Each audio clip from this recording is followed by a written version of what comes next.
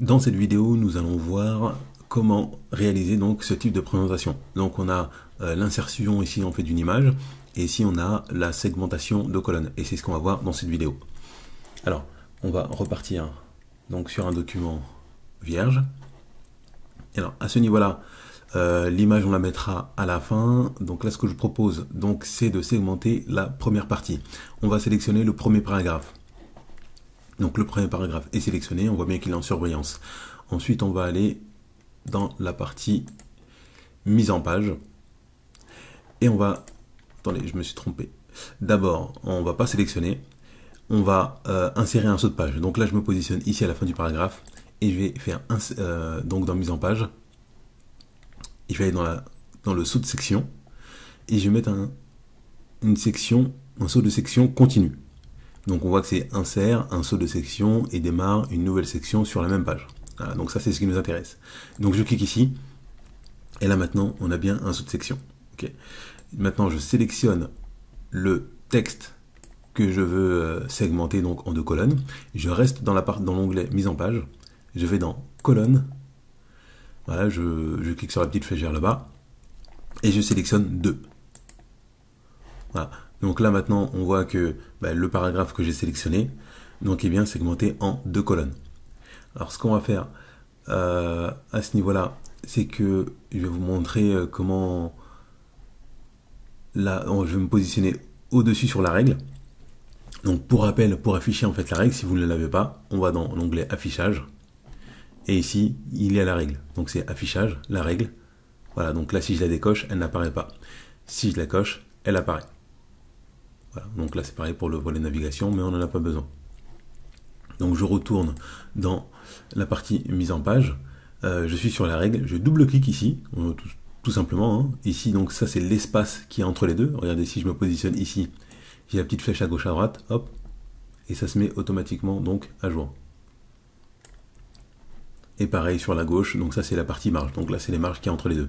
Si je double-clique, on va voir que je suis bien sûr nombre de colonnes 2, la largeur 7, donc je peux très bien modifier la largeur, et ici on va choisir de mettre 1,5. Voilà, 1,5, comme ça on aura une largeur de 1,5.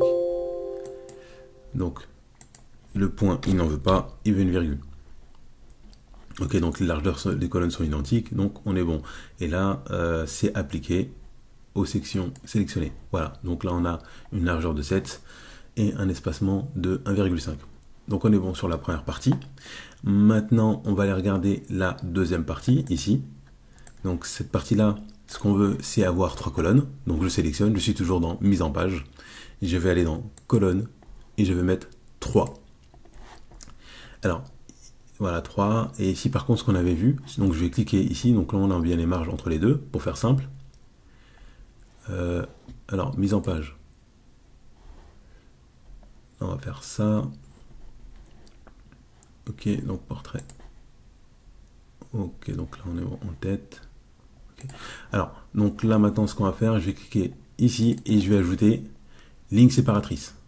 Voilà, donc là on voit que maintenant entre les paragraphes, il y a une ligne qui sépare les deux. Et après je vais laisser le paramétrage par défaut. Donc ok. Donc là maintenant, vous voyez, donc c'est relativement simple. Une fois qu'on connaît la manipulation, on sélectionne notre texte, on va dans mise en page, on sélectionne le nombre de colonnes qu'on souhaite. Là on peut rajouter en fait des sauts de section. Et ensuite, donc on peut cliquer directement ici sur la partie règle, donc c'est plus rapide. Ici, donc pour afficher en fait les lignes séparatrices. Et voilà, donc là maintenant, ce que je vais faire, c'est que je vais me positionner ici, je vais taper sur entrée pour que ce soit un petit peu plus clair. Je vais cliquer avant présentation, je tape sur la touche entrée, comme ça je descends un peu. Je vais aller maintenant en fait dans insertion pour insérer en fait mon petit logo Word. Je clique dans insertion, image, cet appareil, ça on l'avait déjà vu. Donc moi j'ai la petite fenêtre donc qui s'affiche, je sélectionne mon image. Voilà, donc là mon image elle est insérée, elle est un petit peu grande. On avait vu dans d'autres vidéos qu'on avait la possibilité de la réduire donc directement. Donc là pour l'adapter, hein, donc je voudrais avoir tout sur la même page. Hop, voilà, donc là je vais garder cette taille là. Voilà, je garde cette taille. Et par contre, en fait, et là je vois qu'il y a un petit peu trop de marge en haut, donc je vais aller les réduire. Pour les réduire, je vais faire simple. Et ici, parce que c'est pas le but de l'exercice, je vais aller dans marge supérieure. Ici, je me positionne dessus, j'ai les deux flèches, je clique et je remonte. Voilà. Et donc là, j'ai réduit ma marge supérieure. Et comme ça, mon document, il tient sur une page.